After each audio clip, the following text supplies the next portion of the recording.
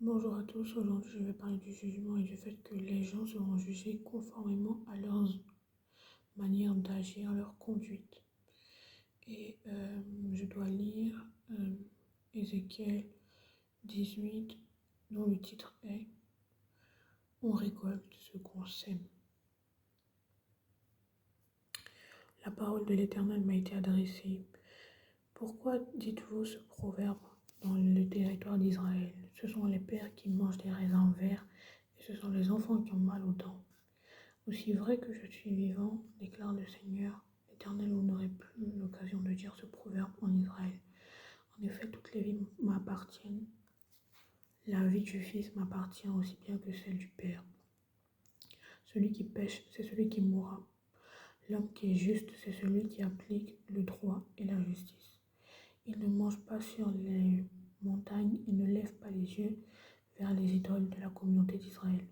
Il ne déshonore pas la femme de son prochain et ne s'approche pas d'une femme pendant ses règles. Il n'exploite personne, il rend son gage au débiteur, il ne commet pas d'extorsion, il donne son pain à celui qui a faim et court d'un habit celui qui est nu. Il ne prête pas avec intérêt et ne cherche pas à faire du profit. Il ne prend part à aucune injustice et juge conformément à la vérité entre deux hommes. Il suit mes prescriptions et respecte mes règles en agissant conformément à la vérité. Celui-là est juste et il vivra, déclare le Seigneur l'Éternel. Supposons qu'il ait un fils violent qui verse le sang et s'en prenne à son prochain. Ce fils n'imite en rien la conduite de son père, mais va jusqu'à manger sur les montagnes. Il déshonore la femme de son prochain. En dessous, il y a une note qui parle de manger sur les montagnes, qui veut dire que c'est une allusion au banquet célébré sur les hauts lieux en l'honneur des divinités du paganisme antique. Ça veut dire que c'est une chose abominable aux yeux de Dieu, manger sur les montagnes, en l'honneur des divinités du paganisme antique. Il déshonore la femme de son prochain. Et là, on est à Ézéchiel 18, verset 12. Exploite le malheureux et le pauvre, commet des extorsions, ne rend pas le gage, lève les yeux vers les idoles et s'adonne à des pratiques abominables. Il prête avec intérêt et cherche à faire du profit. Ce fils-là vivrait, il ne vivra pas. Puisqu'il a commis tous ces actes abominables, il mourra. Son sang retombera sur lui. Ça veut dire que le jugement se fera en fonction de chaque personne et pas sur les parents et les descendants, tout ça. Si vous avez agi mal, c'est conformément à votre conduite que vous serez jugé. Supposons en revanche qu'un homme ait un fils qui voit tous les péchés commis par son père. Il les voit mais refuse d'agir de la même manière. Il ne mange pas sur les montagnes, il ne lève pas les yeux vers les idoles de la communauté d'Israël. Il ne déshonore pas la femme de son prochain, il n'exploite personne, ne prend pas de gage, ne commet pas d'extorsion. Il donne son pain à celui qui a faim et couvre d'un habit celui qui est nu. Il ne s'en prend pas aux malheureux. Il n'exige pas d'intérêt et ne cherche pas à faire du profit. Il respecte mes règles et suit mes prescriptions. Celui-là ne mourra pas à cause des fautes commises par son père, il vivra.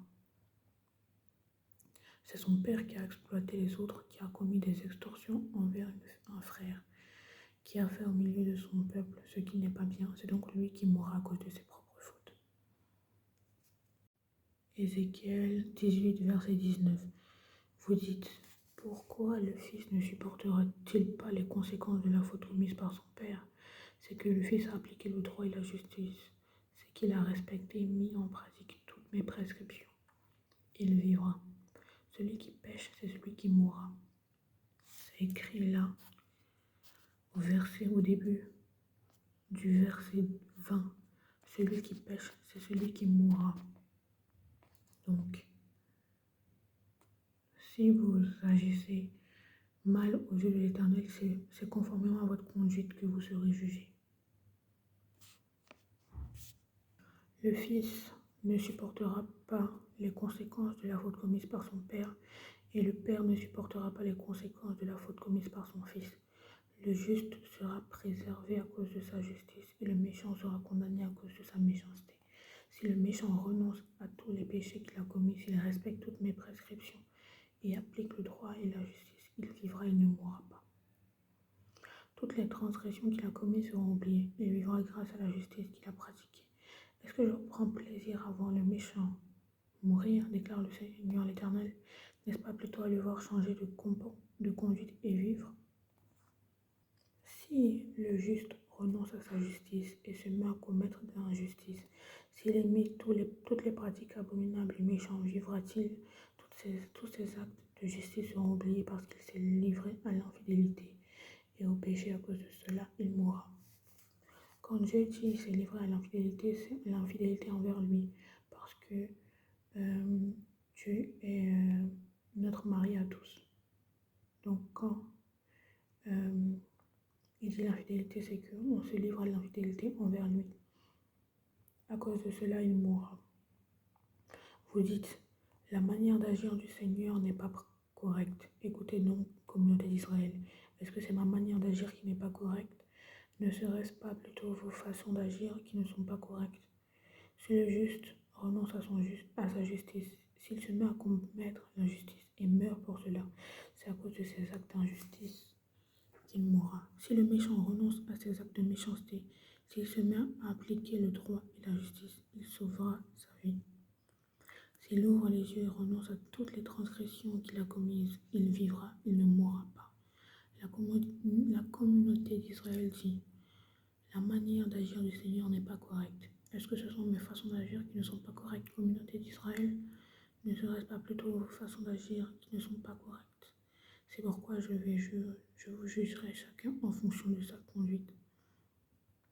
Communauté d'Israël, déclare le Seigneur, l'Éternel. Revenez à moi et détournez-vous de toutes vos transgressions afin que vos fautes ne causent pas votre perte. Débarrassez-vous de toutes les transgressions que vous avez commises. Faites-vous un cœur nouveau et un esprit nouveau. Pourquoi devriez-vous mourir, communauté d'Israël? En effet, je ne me prends pas plaisir à voir mourir quelqu'un. Déclare le Seigneur l'Éternel. Changez donc d'attitude et vivez. Je vais maintenant lire Ézéchiel 13 et 14. Condamnation des prétendus prophètes. La parole de l'Éternel m'a été adressée. C'est Ézéchiel 13 là. Verset 2. Fils de l'homme, prophétise à l'intention des prophètes d'Israël. Tu diras à ceux qui prophétisent d'après leur penchant. Écoutez la parole de l'Éternel. Voici ce que dit le Seigneur l'Éternel. Malheur aux prophètes faux qui suivent leur propre inspiration et ne discernent rien. Tes prophètes Israël sont pareils à des renards au milieu des ruines.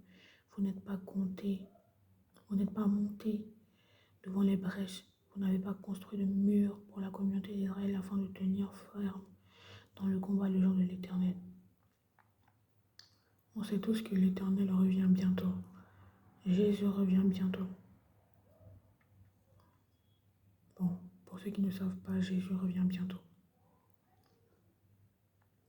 Leurs visions ne sont que fausseté et leurs prédictions que mensonges. Ils affirment c'est ce que déclare l'Éternel alors que l'Éternel ne les a pas envoyés. Ils font espérer que leur parole s'accomplira. Les visions que vous avez ne sont-elles pas fausses? Les oracles que vous prononcez ne sont-ils pas mensongers? Vous affirmez c'est ce que déclare l'Éternel alors que moi je n'ai pas parlé. C'est pourquoi, voici ce que dit le Seigneur l'Éternel, parce que vous affirmez des faussetés et que vos visions sont mensongères, je vous en veux, dit le Seigneur l'Éternel.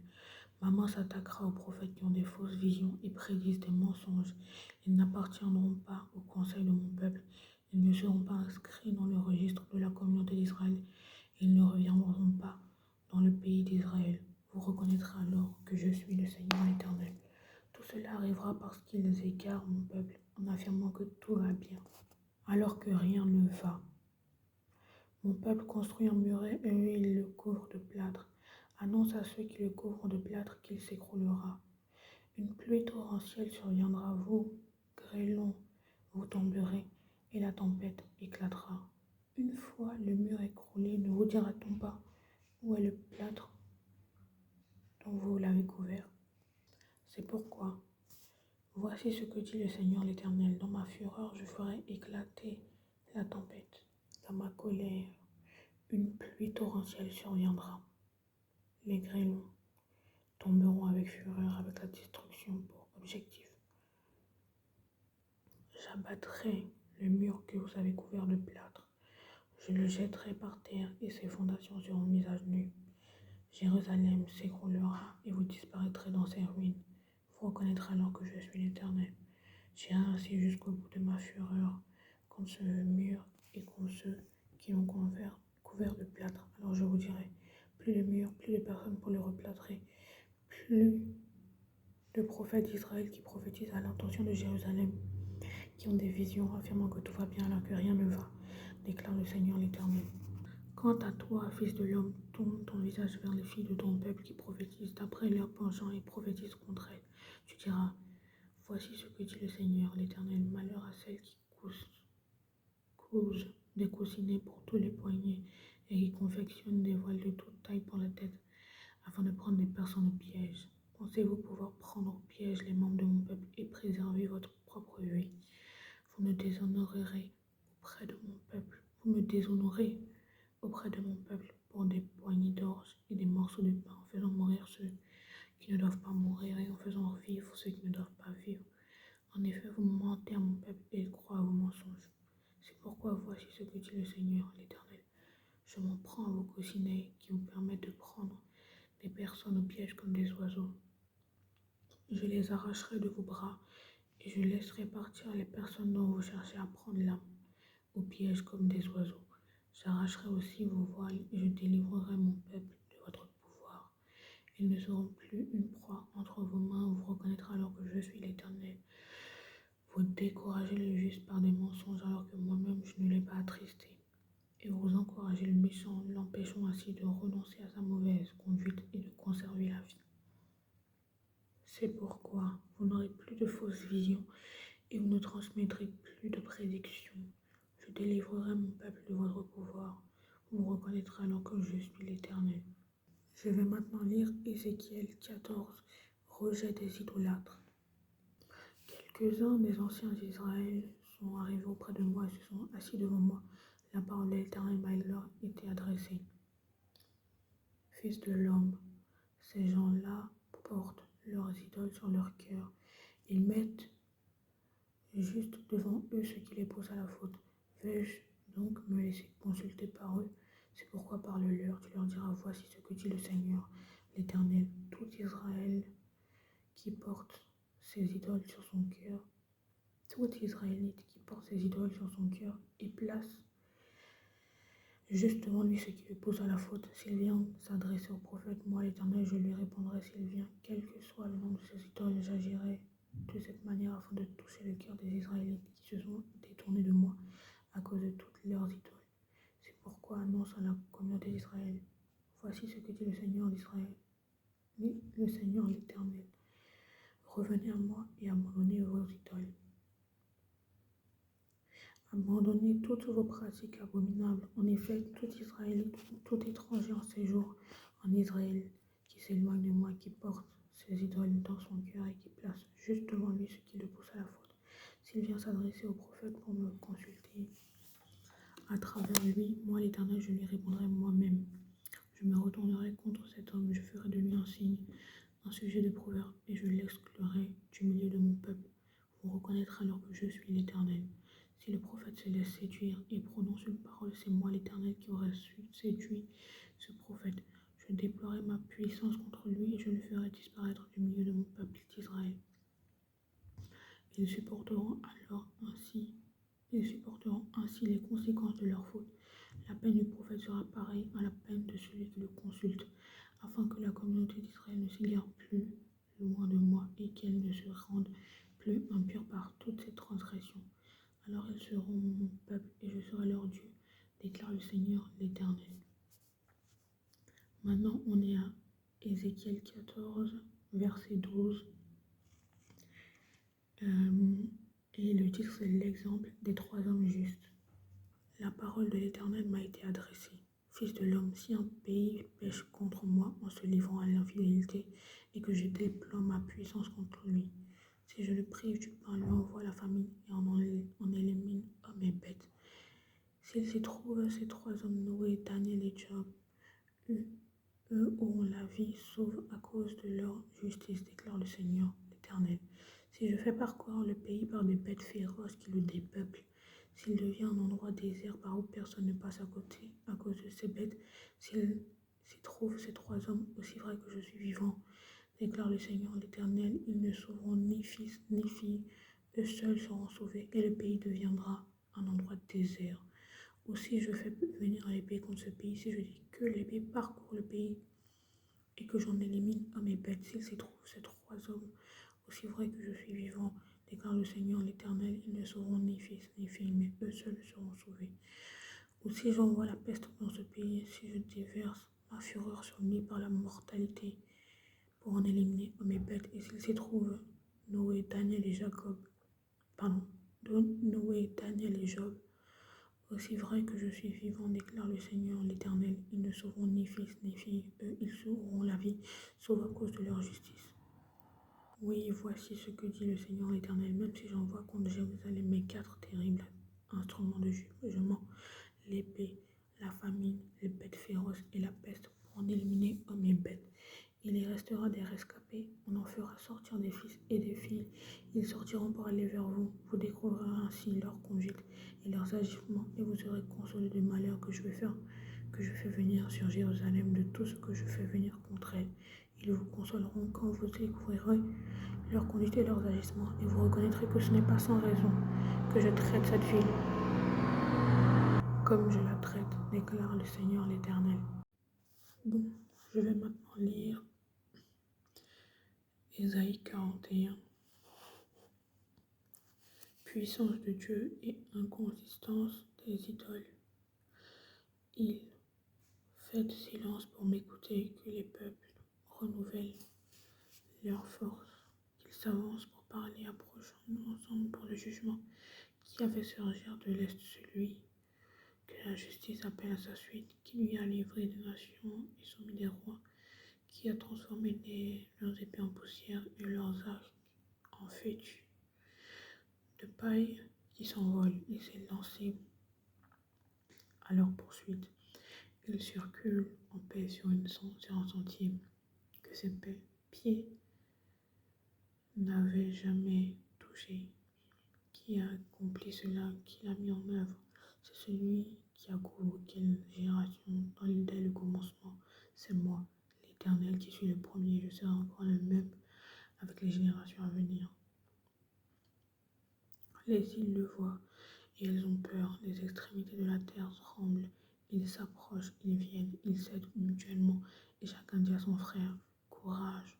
Le sculpteur encourage l'orfèvre, celui qui travaille au marteau encourage celui qui frappe sur l'enclume. Il affirme que la soudure est bonne, puis il fixe l'idole avec des clous pour qu'elle ne soit pas branlante.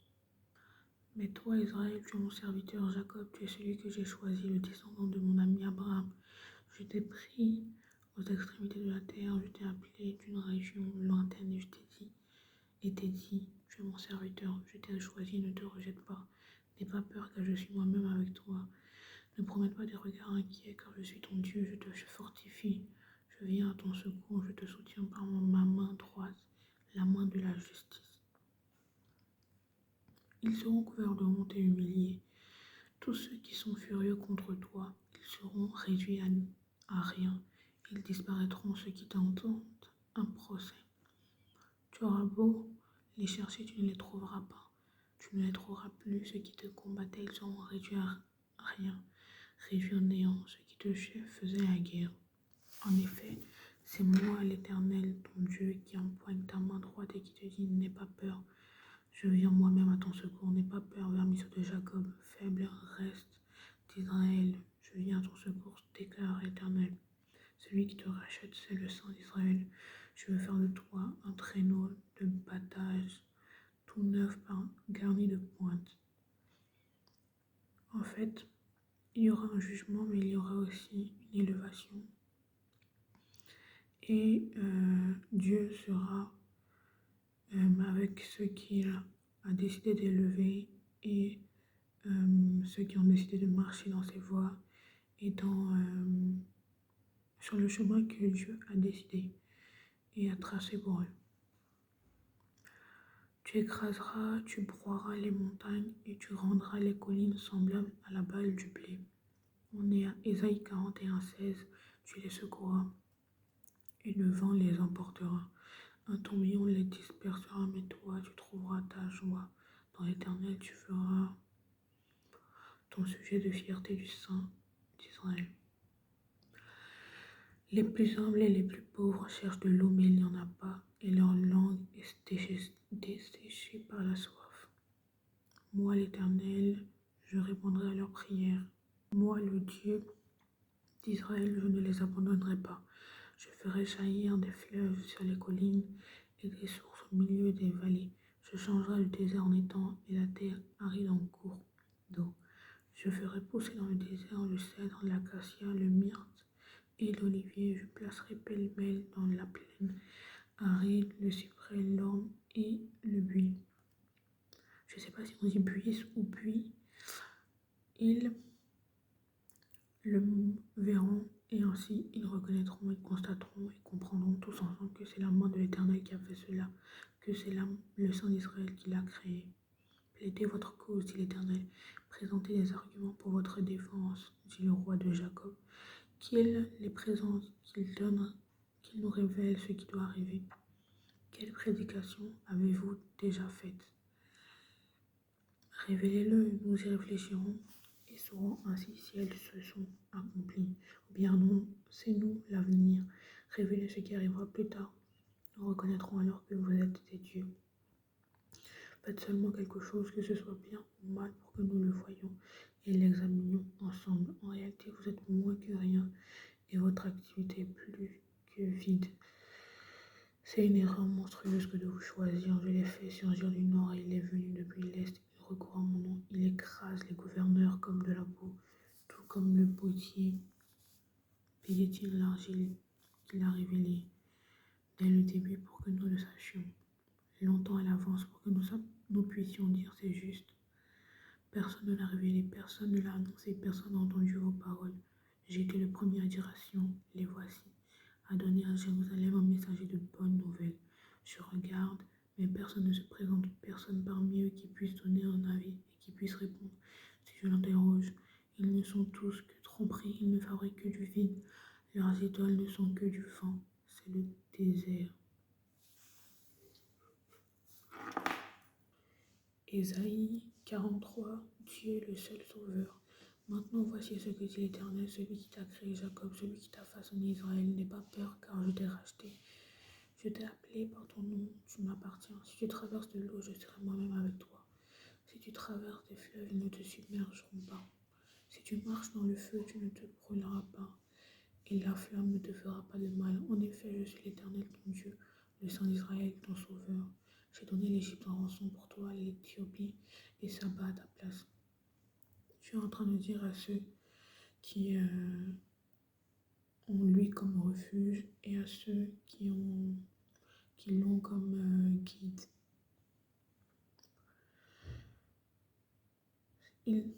Si tu traverses les fleuves, ils ne te submergeront pas. Si tu marches dans le feu, tu ne te brûleras pas, et la flamme ne te fera pas de mal. En effet, je suis l'Éternel, ton Dieu, le Saint d'Israël, ton Sauveur.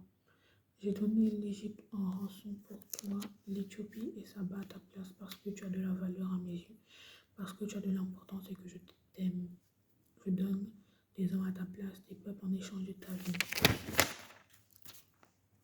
N'aie pas peur car je suis moi-même avec toi, je ramènerai ta descendance de l'Est et je rassemblerai de l'Ouest. Je dirai au nord donne et au Sud. Ne retiens personne. Ramène mes fils depuis des pays lointains et mes filles de l'extrémité de la terre. Tous ceux qui portent mon nom que j'ai créé pour ma gloire, que j'ai façonné, que j'ai fait. Fais sortir le peuple aveugle qui pourtant a des yeux et les sourds qui pourtant ont des oreilles, que toutes les nations se rassemblent que les peuples se réunissent. Lequel d'entre eux a révélé ces choses? Lesquels nous ont annoncé les premiers événements? Qu'ils présentent leurs témoins et se défendent, qu'on puisse écouter et dire c'est vrai. C'est vous qui êtes mes témoins, déclare l'Éternel, ainsi que mon serviteur, celui que j'ai choisi, afin que vous sachiez, croyez et reconnaissiez qui je suis. Avant moi, jamais aucun Dieu n'a été formé, et après moi, jamais aucun autre Dieu n'existera. C'est moi seul qui suis l'Éternel, et il n'y a aucun sauveur en dehors de moi. C'est moi qui ai fait des révélations, qui ai sauvé, qui ai annoncé les événements. Ce n'est pas un de vos dieux étrangers, vous êtes donc mes témoins. Déclare l'Éternel que c'est moi qui suis Dieu. Je le suis depuis le début et personne ne peut délivrer qui que ce soit de mon pouvoir. Quand j'agis, qui pourrait s'y opposer? Voici ce que dit l'Éternel, celui qui vous rachète, le Saint d'Israël, à cause de vous. J'envoie l'ennemi contre Babylone et je fais couler tous les fuyards, même les Babyloniens, sur leurs bateaux dont ils sont fiers. Je suis l'Éternel, votre Saint, le Créateur d'Israël, votre Roi. Voici ce que dit l'Éternel, celui qui ouvre un chemin dans la mer et un passage dans l'eau puissante, qui fait partir en campagne des chars et des chevaux, une armée et de puissants guerriers. Ils se couchent tous ensemble pour ne plus se relever. Ils sont anéantis, éteints comme une mèche. Ne pensez plus aux premiers événements, ne cherchez plus à comprendre ce qui est ancien. Je vais faire une chose nouvelle qui est déjà en géant. Ne la remarquerez-vous pas? Je vais tracer un chemin en plein désert et mettre des fleuves dans les endroits arides. Les animaux sauvages, les chacals et les autruches me rendront gloire parce que j'aurai donné de l'eau dans le désert, des fleuves dans les endroits arides pour faire boire mon peuple, celui que j'ai choisi. Le peuple que je me suis formé, proclamera mes louanges. Ce n'est pas à moi que tu as fait appel, Jacob. Oui, tu t'es fatigué de moi, Israël. Tu ne m'as pas offert des agneaux en holocauste et tu ne m'as pas honoré par des sacrifices. Je ne t'ai pas importuné pour que tu me fasses des offrandes. Je ne t'ai pas fatigué pour recevoir de l'encens. Tu n'as pas acheté des plantes aromatiques pour moi et tu ne m'as pas rassasié de la graisse de tes sacrifices. Tu m'as seulement importuné par tes péchés. Tu m'as fatigué par tes fautes. Pourtant, c'est moi qui efface tes transgressions à cause de moi-même et je ne me souviendrai plus de tes péchés. Réveille mes souvenirs, plaidons ensemble par toi-même pour te défendre. Ton premier ancêtre déjà a péché, tes interprètes se sont rebellés contre moi. Voilà pourquoi j'ai déshonoré les responsables du sanctuaire. J'ai voué Jacob à la destruction et Israël aux insultes. Je vais lire Ésaïe 42. Voici mon serviteur, celui que je soutiendrai, celui que j'ai choisi et qui a toute mon approbation. J'ai mis mon esprit sur lui, il révélera le droit aux nations, il ne criera pas, il ne haussera pas le ton, il ne fera pas entendre sa voix dans les rues, il ne cassera pas le roseau abîmé, il n'éteindra pas la mèche qui fume encore, mais c'est en toute vérité qu'il relèvera le droit.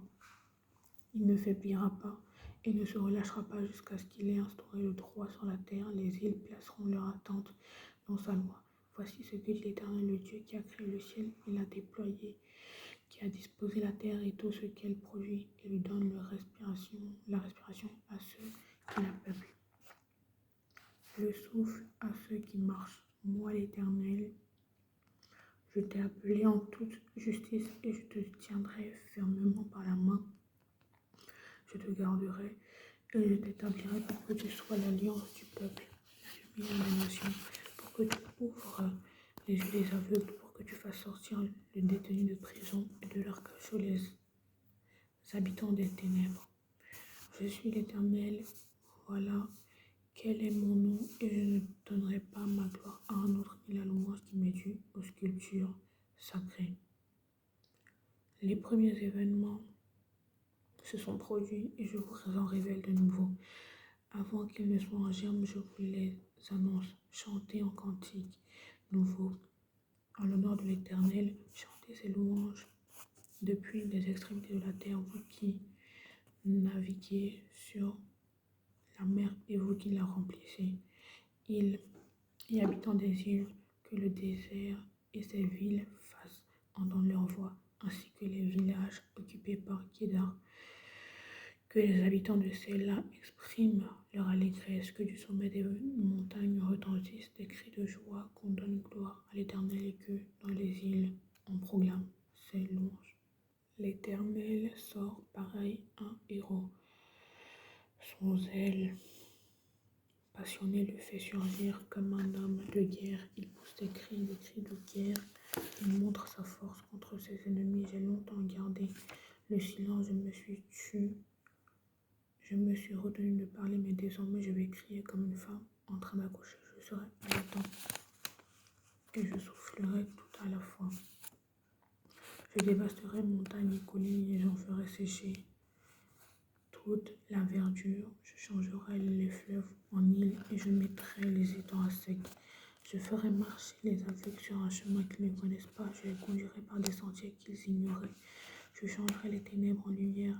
Devant eux, je redresserai les passages tortueux. Voilà ce que je ferai, je ne les abandonnerai pas. Ils reculeront couverts de honte, ceux qui placent leur confiance dans les sculptures sacrées, ceux qui disent aux statues en métal fondu.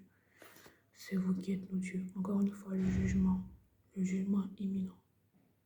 Sourds, écoutez, aveugle, regardez, voyez qui est aveugle, n'est-ce pas mon serviteur? Y a-t-il plus sourd que mon messager, celui que j'envoie?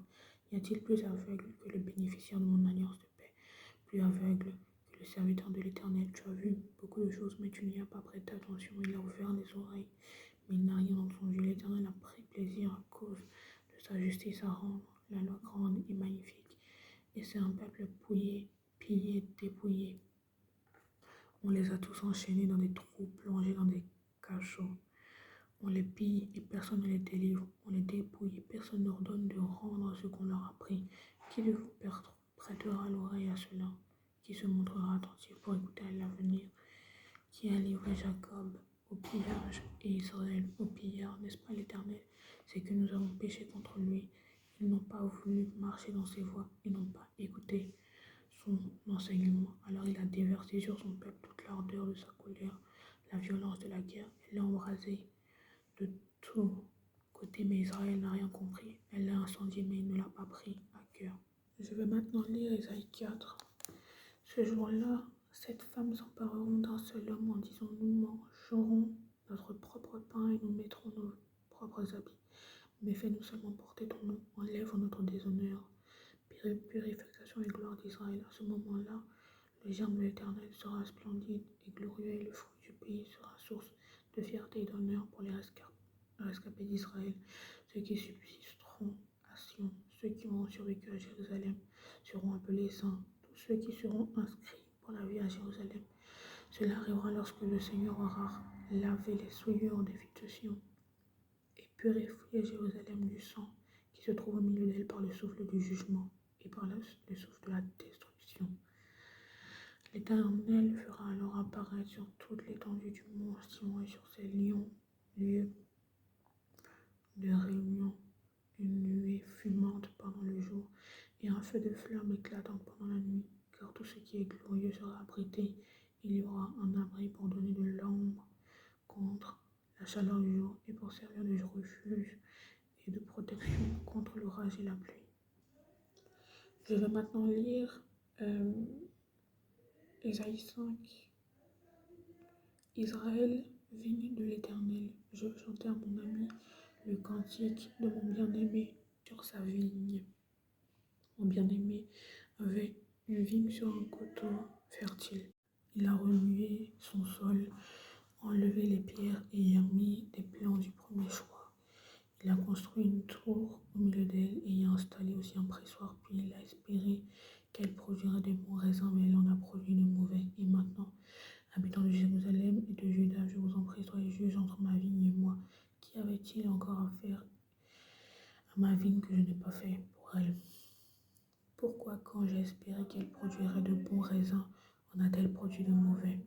Je vais vous faire savoir maintenant ce que je vais faire à ma vigne. J'arracherai sa haie pour qu'elle soit dévorée, j'abattrai sa clôture pour qu'elle soit piétinée.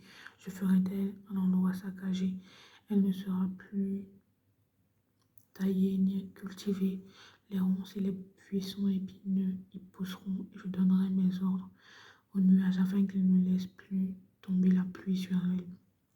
Oui, la vigne de l'Éternel, le maître de l'univers, c'est la communauté d'Israël et Juda. C'est le plan qui faisait son plaisir. Il avait espéré de la droiture, et voici de l'injustice, de la justice, et voici des cris d'accusation. Malheur à vous qui ajoutez maison à maison, et qui joignez champ à champ jusqu'à ce qu'il n'y ait plus d'espace au point que vous êtes les seuls habitués au milieu du pays. Voici ce que m'a fait savoir l'Éternel, le maître de l'univers. C'est certain, ces nombreuses maisons seront dévastées, ces grandes et belles maisons n'auront plus d'habitants. Oui, 2 hectares de vignes ne produiront qu'un baril de vin, et 10 mesures de semences n'en produiront qu'une. Malheur à ceux qui courent de bon matin après les boissons enivrantes et qui s'attardent le soir parce qu'ils sont échauffés par le vin, la harpe et le luth, le tambourin, la flûte et le vin animent leur banquet. Mais ils ne font pas attention à l'activité de l'Éternel et ne voient pas ce qu'il fait. Voilà pourquoi mon peuple sera soudain emmené en exil. Son corps d'élite sera composé d'hommes affamés et sa population sera desséchée par la soif. Voilà pourquoi le séjour des morts s'ouvre et s'élargit démesurément. La splendeur et la richesse de Sion y descendent tout comme son joyeux tapage. L'être humain devra s'incliner, l'homme sera abaissé tout comme les regards des hautains. L'Éternel, le maître de l'univers, sera élevé par le jugement. Le Dieu saint sera reconnu comme tel par la justice.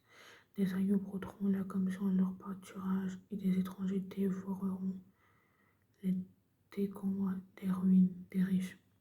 Malheur à ceux qui sont attachés à leur faute par les ficelles de l'illusion, et au péché comme par les cordes d'un chariot, et qui disent qu'il se dépêche, qu'il accélère son œuvre afin que nous la voyions, que le plan du sang d'Israël se réalise bientôt afin que nous en ayons connaissance.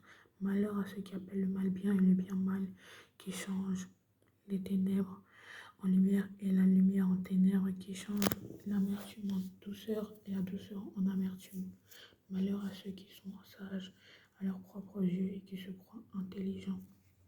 Malheur à ceux qui sont forts pour boire du vin et experts dans la préparation des liqueurs fortes, qui pour un pot de vin déclarent juste le coupable et refusent de rendre justice aux innocents. Voilà pourquoi tout comme la langue du feu ne fait qu'une bouchée du chaud, et tout comme l'herbe sèche est incapable de résister à la flamme, leur racine sera pareille à de la pourriture, et leur fleur se dissipera comme de la poussière. En effet, ils ont rejeté la loi de l'Éternel, le maître de l'univers, et ils ont repoussé la parole du Saint d'Israël. Voilà pourquoi la colère de l'Éternel s'enflamme contre son peuple,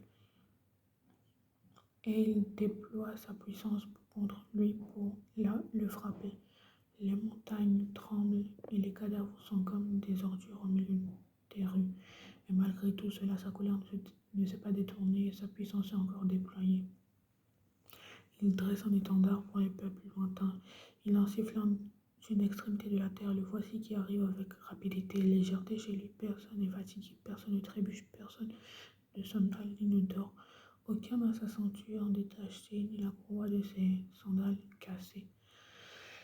Ses flèches sont affûtées et tous ses arcs tendus. Les sabots de ses chevaux sont durs comme de la pierre, et les roues de ses chars ont l'aspect d'un tourbillon. Son rugissement est pareil à celui d'une lionne. Il rugit comme le font des jeunes lions. Il gronde, s'empare de sa proie et l'emporte en lieu sûr, sans personne pour la délivrer.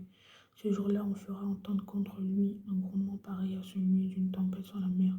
En regardant la terre, on ne verra que ténèbres et angoisse, et la lumière sera obscurcie par des nuages. Je vais maintenant lire Marc 13, discours sur le mont des Oliviers.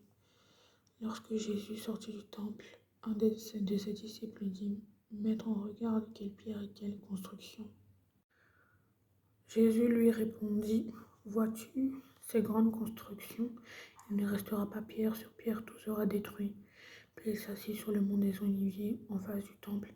Pierre, Jacques, Jean et André lui posèrent en privé cette question : « Dis-nous, quand Cela arrivera-t-il et à quel signe reconnaîtra-t-on que tous ces événements vont s'accomplir? Jésus se mit alors à leur dire, faites bien attention que personne ne vous égare. En effet, beaucoup viendront sous mon nom et diront c'est moi. Et ils tromperont beaucoup de gens. Quand vous entendrez parler des guerres et des menaces de guerre, ne vous laissez pas effrayer, car il faut que ces choses arrivent. Cependant, ce ne sera pas encore la fin. Une nation se dressera contre une nation, et un royaume contre un royaume. En divers endroits, il y aura des tremblements de terre, il y aura des famines et des troubles. Ce sera le commencement des douleurs. Faites attention à vous-même. On vous livrera aux tribunaux et vous serez battus dans les synagogues. Vous comparaîtrez devant des gouverneurs et devant des rois à cause de moi pour leur apporter votre témoignage. Il faut d'abord que la bonne nouvelle soit proclamée à toutes les nations. Quand on vous emmènera pour vous faire arrêter, ne vous inquiétez pas d'avance de ce que vous direz, mais dites ce qui vous sera donné au moment venu, au moment même, pardon. En effet, ce n'est pas vous qui parlerez, mais l'Esprit Saint. Le frère livrera son frère à la mort et le père son enfant. Les enfants se soulèveront contre les parents et les feront mourir. Vous serez détestés de tous à cause de mon nom. Mais celui qui persévérera jusqu'à la fin sera sauvé. Lorsque vous verrez l'abominable dévastation dont a parlé le prophète Daniel, établi là où elle ne doit pas être, que celui qui lit fasse attention, alors que ceux qui seront en Judée s'enfuient dans les montagnes, et que celui qui sera sur le toit ne descende pas et n'entre pas dans sa maison pour prendre quelque chose. Et celui qui sera dans les champs ne retourne pas en arrière pour prendre son manteau. Il y a aussi le fait que je voulais préciser. Si Dieu vous a fait partir quelque part, il vous a enlevé de l'environnement dans lequel vous êtes. Ne retournez pas où vous étiez avant, sauf si c'est lui qui vous le dit. Ne retournez pas où vous étiez, cet environnement duquel Dieu vous a fait sortir. Malheur aux femmes qui seront enceintes et à celles qui allaiteront durant ces jours-là. Priez pour que cela n'arrive pas en hiver, car ces jours-là, la détresse sera telle qu'il n'y en a pas ou de pareil depuis le commencement du monde, que Dieu a créé jusqu'à présent et qu'il n'y en aura jamais plus. Et si le Seigneur n'avait pas abrégé ces jours, personne ne serait sauvé. Mais il les a abrégés à cause des élus, de ceux qu'il a choisis. Si quelqu'un vous dit alors, le Messie est ici ou il est là, ne le croyez pas, car des prétendus Messies et des prétendus prophètes surgiront. Ils feront des prodiges et des signes miraculeux pour tromper. Si c'était possible, même ceux qui ont été choisis, soyez sur vos gardes, je vous ai tout annoncé d'avance. Mais ces jours-là, après ce temps de détresse, le soleil s'obscurcira. La lune ne donnera plus sa lumière, les étoiles tomberont du ciel et les puissants célestes seront ébranlés. Alors on verra le Fils de l'homme venir sur les nuées avec beaucoup de puissance et de gloire. Il enverra ses anges et rassemblera ceux qu'il a choisis des quatre coins du monde, de l'extrémité de la terre jusqu'à l'extrémité du ciel. Tirez l'instruction de la parole du figuier. Dès que ses branches deviennent tendres et que les feuilles poussent, vous savez que l'été est proche. De même, quand vous verrez ces choses arriver, sachez que le Fils de l'homme est proche, qu'il est à la porte. Je vous le dis en vérité, cette génération ne passera pas avant que tout cela n'arrive. Le ciel et la terre disparaîtront, mais mes paroles ne disparaîtront pas. Quant au jour et à l'heure, personne ne les connaît, pas même les anges dans le ciel ni le Fils. Le Père seul les connaît. Faites bien attention, restez en éveil et priez, car vous ignorez quand ce temps viendra. Cela se passera comme pour un homme qui part en voyage. Il laisse sa maison, remet l'autorité à ses serviteurs, indique à chacun son travail et ordonne au portier de rester éveillé. Restez donc vigilants, car vous ne savez pas quand viendra le maître de la maison, le soir ou au milieu de la nuit, ou au chant du coq ou le matin, qui ne vous trouve pas endormi quand il arrivera tout à coup. Ce que je vous dis, je le dis à tous, restez vigilants. Je vais lire maintenant Daniel 7. Vision des 4 bêtes. La première année du règne de Belshazzar sur Babylone, Daniel fit un rêve. Des visions se présentèrent à son esprit pendant qu'il était sur son lit. Ensuite, il mit ce rêve par écrit et en raconta les points principaux. Daniel commença son récit. Je regardais pendant ma vision nocturne et voici que Les 4 vents du ciel ont fait irruption sur la grande mer. 4 bêtes énormes sont sorties de la mer, différentes les unes des autres. La première ressemblait à un lion et avait des ailes d'aigle. Pendant que je regardais, ses ailes ont été arrachées. Elle a été soulevée de terre et mise debout sur ses pattes comme un homme, et un cœur d'homme lui a été donné. Puis est apparue une deuxième bête qui ressemblait à un ours. Elle se dressait sur un côté. Elle avait 3 côtes dans la gueule, entre les dents. On lui disait: Lève-toi, mange beaucoup de viande. Après cela, j'ai vu une autre bête qui ressemblait à un léopard. Elle avait 4 ailes sur le dos, comme celle d'un oiseau. Cette bête avait 4 têtes et la domination lui a été donnée. Après cela, j'ai vu dans mes visions nocturnes une quatrième bête redoutable, terrible et extraordinairement puissante. Elle avait de grandes dents en fer. Elle mangeait, brisait et piétinait ce qui restait. Elle était différente de toutes les bêtes précédentes et avait 10 cornes.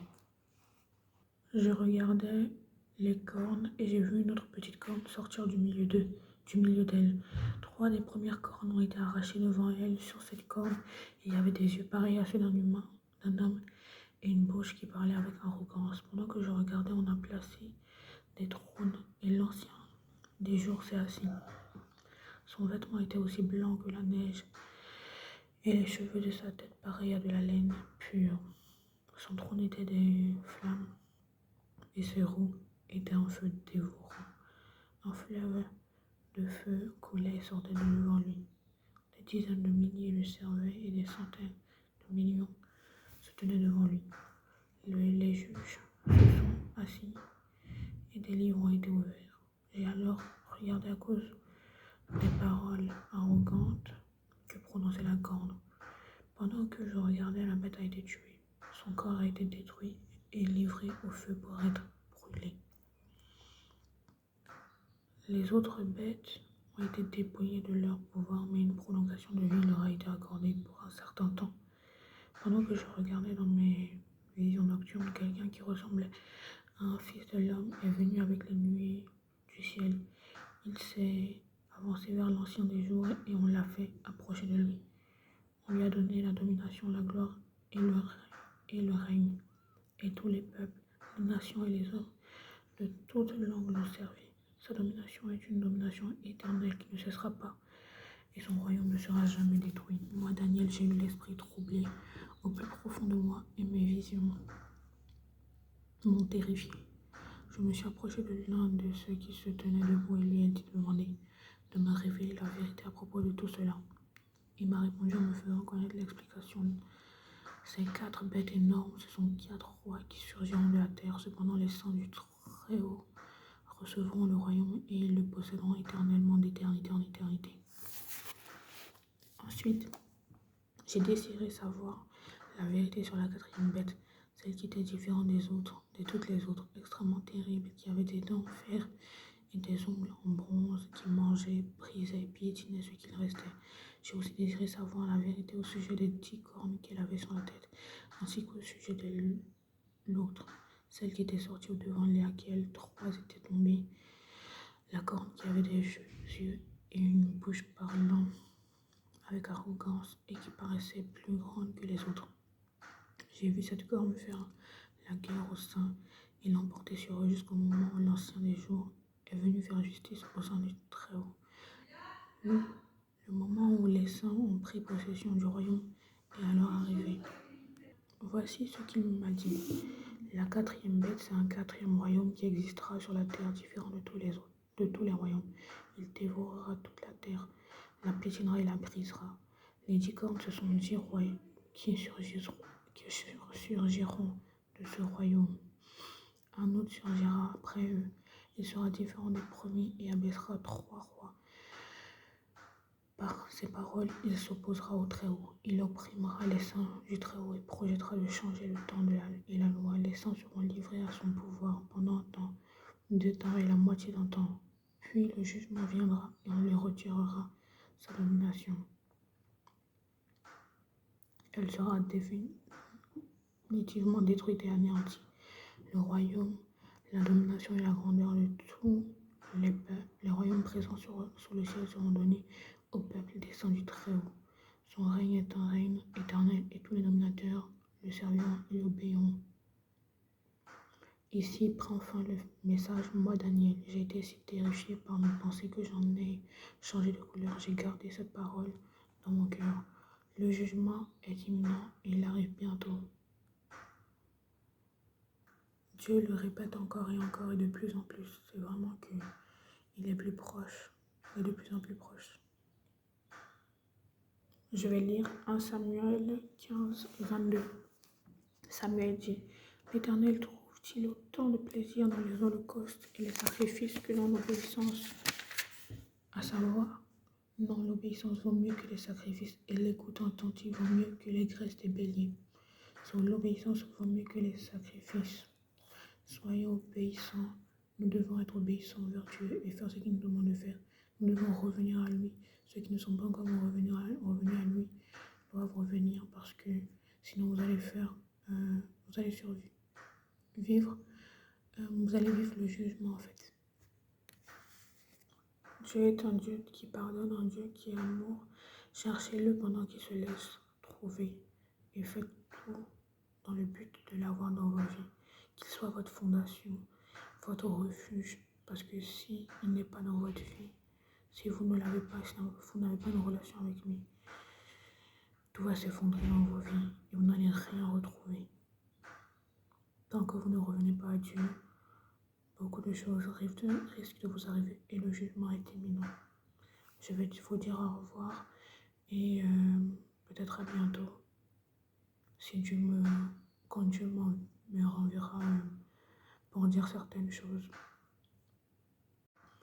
Je prie que cette vidéo vous aura aidé à comprendre que Dieu est le plus important, il est le chemin, la vérité et la vie. Il est le seul Dieu qui sauve, il est le Dieu des dieux, il est le roi de tous les rois et c'est le seul qui peut vous sauver dans vos vies. Je prie que ça vous aidera et que ça aura planté même une petite graine dans votre cœur, dans votre tête qui va vous permettre de vous intéresser beaucoup plus à Dieu et à son caractère, à la personne qu'il est et qui va vous permettre d'avoir une relation avec lui.